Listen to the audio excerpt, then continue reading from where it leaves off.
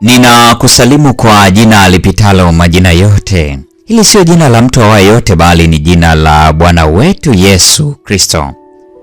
Ninakualika katika mfululizo wa masomo ya kesha la asubuhi, leo ikiwa ni Juni 3 ya mwaka wa 2026. Leo tunaenda kuiangazia mada inayosema uteule wa mbinguni. Na tuombe. Baba mwema uketie mahali pasiri juu mbinguni, asante kwa ajili ya asubuhi ya leo. Ninalitukuza jina lako kwa nafasi hii ya pekee uliotupatia watoto wako wa kiume na wa kike. Nami ninasema asante kwa sababu unatupenda, unatujali na umechagua kuongoza hatua zetu. Tembea nasi siku ya leo. Tusamehe dhambi zetu na ututakase, tusafishe na uturehemu. Tufundishe kuyaelewa mapenzi yako na zaidi sana ukatuandae kwa ajili ya ufalme wako. Ndilo ombi letu tukitumaini kwamba hutatuacha na utadumu kwa pamoja nasi sawa na mapenzi yako.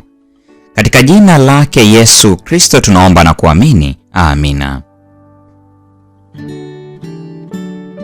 Uteule wa mbinguni ni mada iliyojengeka katika kitabu cha waraka wa pili wa Petro sura ile ya kwanza aya 10, ambapo neno la Mungu linasema, kwa hiyo ndugu, jitahidini zaidi kufanya imara kuitwa kwenu na uteule wenu, maana mkitenda hayo hamtajikwaa kamwe. Huu ndio uteuzi pekee ambao Biblia inauzungumzia. Tukiwa tumeanguka dhambini, tunaweza kuwa washirika wa asili ya Mungu na kupata maarifa ya juu zaidi kuliko mafanikio yoyote ya mafunzo ya sayansi. Kwa kushiriki mwili na damu ya Bwana wetu aliyesulubishwa msalabani, tutapata uzima wa milele.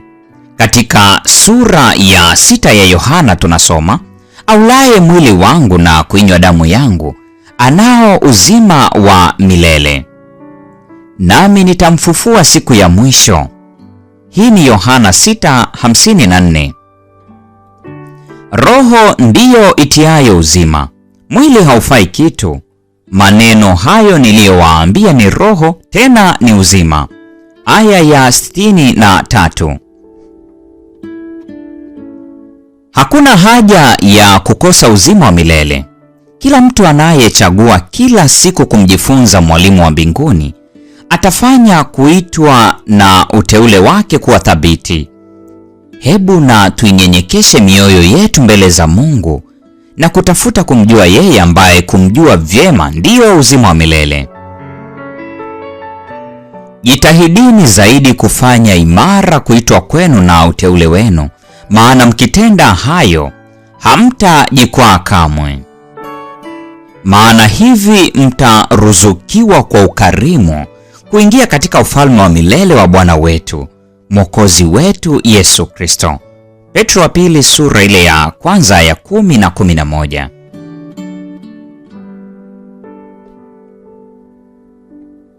Zifuatazo ni karatasi zako za bima ya maisha. Hii si sera ya bima thamani ambayo mtu mwingine anaweza kuipokea baada ya kifo chako.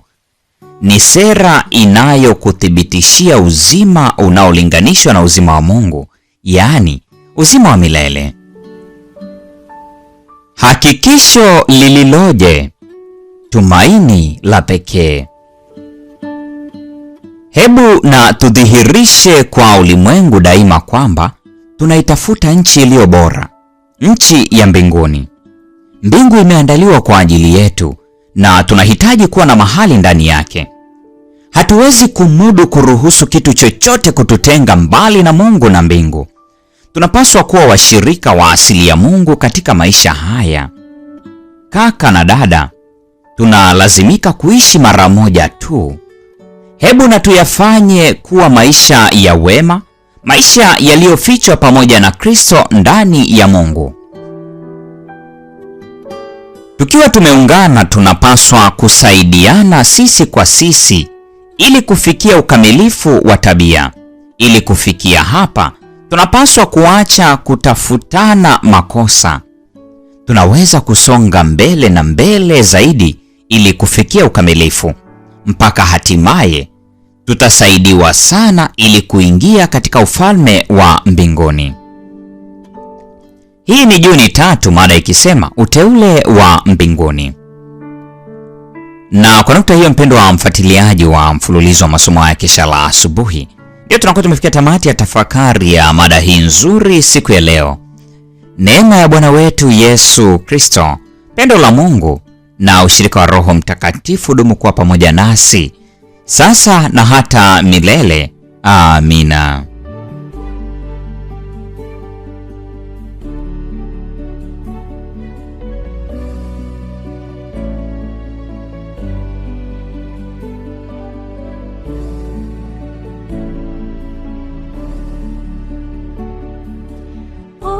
Tena Yesu nina furaha, anitumapo Yesu ndio raha, asipokuwapo hapa nifai, akiwapo Yesu mimi sitishwi.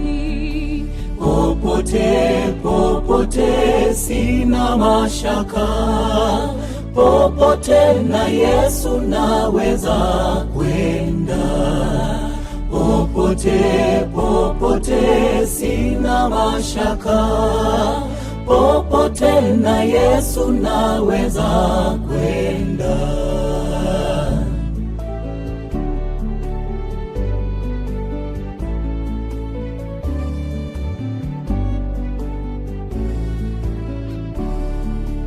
Akiwapo Yesu si peke yangu, na nijapo tupwa akali wangu, ajapo niongoza njia mbaya, niwapo na Yesu na shukuria. Popote sina mashaka, popote na Yesu naweza kwenda. Popote sina mashaka, popote na Yesu naweza kwenda.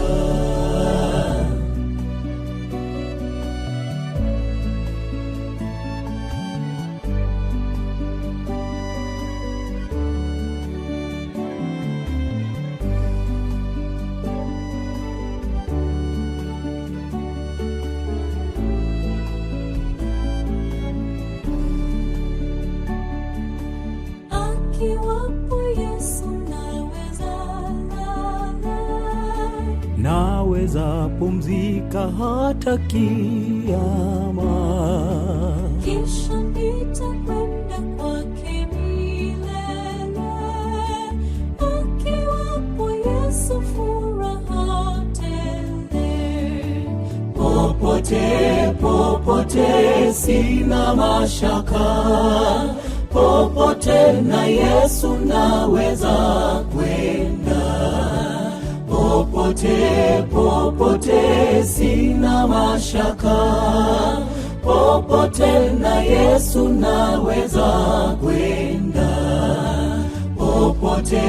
Popote sina mashaka, popote na Yesu naweza kwenda.